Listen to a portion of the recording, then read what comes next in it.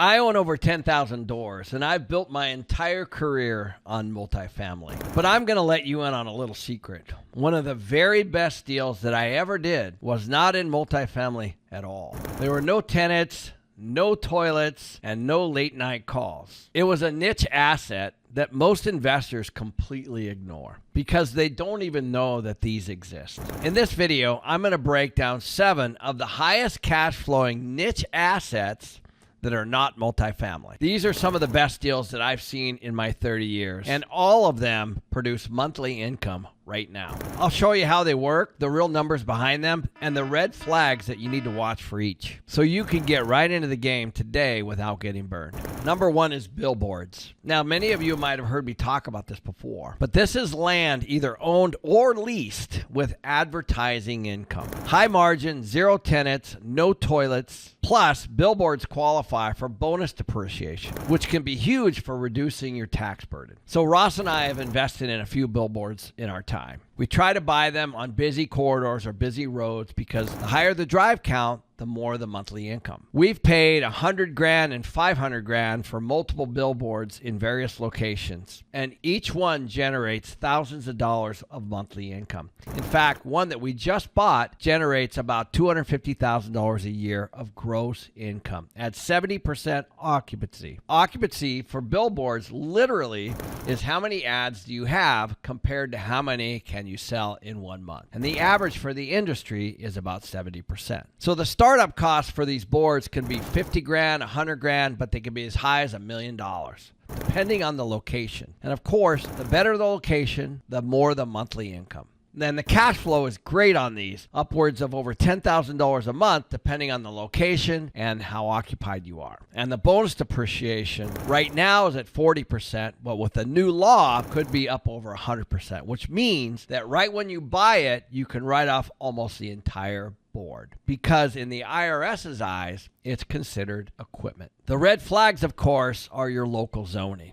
Not everyone likes billboards, and especially digital billboards. So you're going to want to check on your local zoning. Number 2, mobile home parks. Affordable housing, as we all know, is sky high. And mobile home parks are the lowest cost of living right now for most people in almost every market. But here's the secret. As the owner, you oftentimes don't even own the home. You actually own the land. That means low maintenance, low turnover, and high demand, because the tenants of a mobile home park actually lease the pad itself. Ross and I looked for a little over 100-unit mobile home park in Tucson, Arizona. And the owner of that park charged lot rent only, which at the time was anywhere from $300 to $500 a month. So the startup costs are anywhere from $1 to $3 million for these. And while the gross income was, let's say, $30,000 to $40,000 a month, depending on occupancy, the net cash flow was significant because you didn't have all the burden of the actual unit itself and all the repairs that are required because you actually didn't own the structures. This was all baked into a rent growth of 3 to 5% annually, according to the CPI, or the Consumer Price Index, which is all set up in the lot lease itself. So the great thing here is it also tracks inflation. The red flag, of course, is that a lot of these older parks lack really good infrastructure, and you want to make sure they're in the right locations, because just like you, where are they located and would I want to live there? So you're going to want to look for things like bad plumbing, electrical, water systems, and all those kinds of things that are down underneath the ground. That's where a lot of the expense can be. So always look at the utilities before you buy these. Third is self-storage. These are typically low maintenance, high demand, and flexible rents. During recessions, people downsize, and they typically don't always get rid of stuff.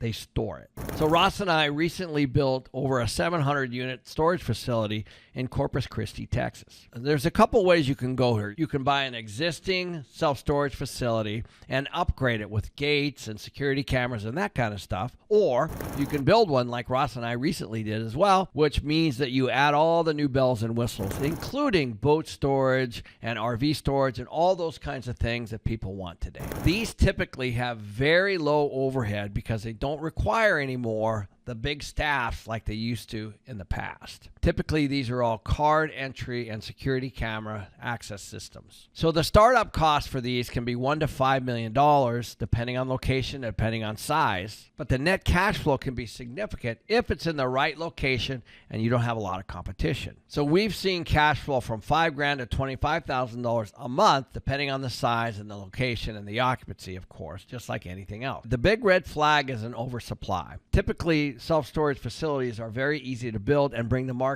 rather quickly. So if there's too many storage units within a 3 or 5 mile radius, you oftentimes are battling against all the other competitors looking for the same customers. So if you do decide to get into this business, being the only game in town is a huge advantage as opposed to fighting with a lot of other competitors. Number 4, triple net lease retail pads. These are corporate-backed leases. Think of Starbucks, Walgreens, Chick-fil-A. They all pay rent plus property taxes, insurance, and maintenance. That's how this works. These big corporations go in and they lease these pads for long-term rates. So we helped an investor buy a triple net Wendy's pad in Texas with a 20-year lease, 0 management required, and rents deposited like clockwork. So the startup cost for these could be $1 to $3 million. The cash flow can be significant, $50,000 to $150,000 a year. The lease length is 10 to 25 years. The red flag, of course, is the tenant, the sole person paying the rent. Most of these corporations have annual escalation clause on the rent, so you're typically covered there from a CPI standpoint. But if the operator leaves or defaults, releasing will be extremely tough, especially if the location and the building was too custom. And not to mention that you'll be fighting with a corporation on the legal side after the big franchise or the chain leaves town. Number 5 is RV parks. So many of you know that I actually bought a Sprinter van and drove across the country, literally doing my due diligence on RV parks. And post-COVID, RV parks exploded. These parks operate just like mobile home parks, except they're really monthly and nightly, whereas mobile home parks are typically longer leases. So RV parks are typically shorter stays and higher per night rates, and also subject to seasonal cash flows. We looked at an RV park in Flagstaff, Arizona, that was charging $60 to $100 a night, and this RV park had a little over 100 spaces. And even at 60% occupancy, this park was a cash cow. So the startup cost for these parks can be $500,000 to $2 million each, depending on the size of the park. Some of the larger ones can be significantly more. But the peak season cash flow can be $20,000 to $40,000 a month, but on off season, it can be dramatically different. It can be break even or $5,000 to $10,000 a month. The red flag, of course, is management can be intensive. You imagine people moving in and out each and every day, hooking up to the utilities, the electrical and the water, and all the things that require when they move in just for a night or two. So these parks can have great turnover depending on where they're located. As people move around the country, it can be as little as one night. So you'll definitely need a great on-site operator to manage this because people come at all hours in these RV parks. Now, gold is near all-time highs, but appreciation isn't the only way to benefit. Monetary Metals, you could potentially earn a yield on your gold, paid in physical gold, without selling it. Here's how it works. When you lease your gold through their platform, pre-qualified companies pay to use it under strict guidelines, like renting out real estate, but with gold. Instead of paying to store your metal, you may earn up to 4% annually in gold. You stay in control and you can choose which leases to participate in. Monetary Metals handles the due diligence, lease terms, and all the administration. Thousands of investors use this approach to grow their gold, not just sit on it. Visit monetary-metals.com/Ken to learn more. Leasing gold involves risk and returns are not guaranteed. This is not an offer to buy or sell securities. Please review all risk disclosures at monetary-metals.com. Visit monetary-metals.com/Ken to learn more. Number 6, distressed commercial to residential conversions.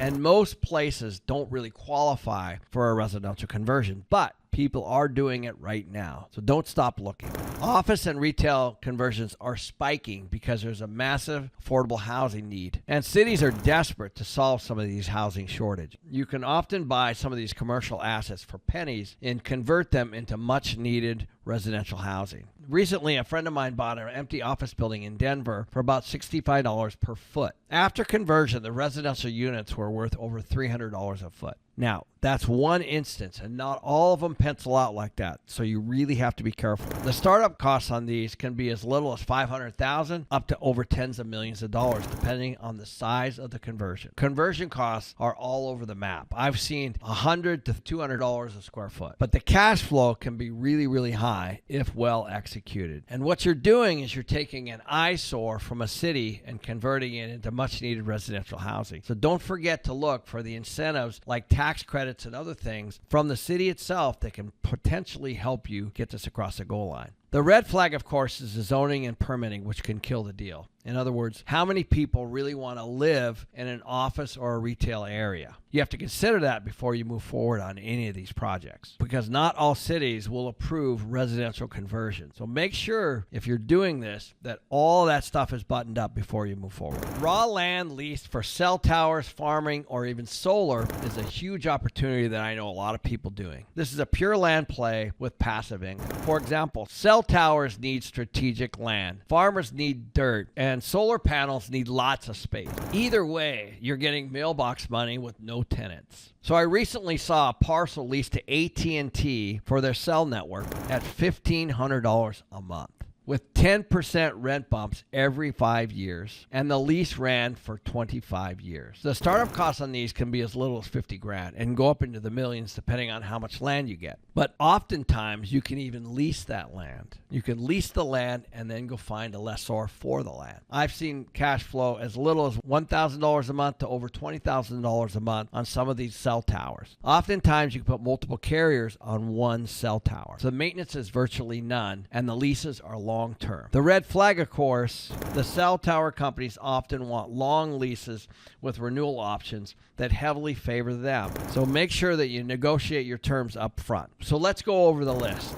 Billboards, tax friendly and cash heavy. Mobile home parks, low capex, strong demand due to affordability. Self-storage, simple, steady cash flow, require on-site management. Triple net pads, set it and forget it type of income. RV parks, seasonal gold mines, depending on the locations. Commercial conversions, big value add to residential potential. Raw land, passive cash from cell towers, crops, or solar. The best investors aren't always buying what's popular. They're buying what works. And remember, buy on fundamentals, not on emotion. If you want consistent, tax-efficient, low-drama cash flow, start looking at these overlooked asset classes. So if you guys want to see how I got a billboard for free, click on this video.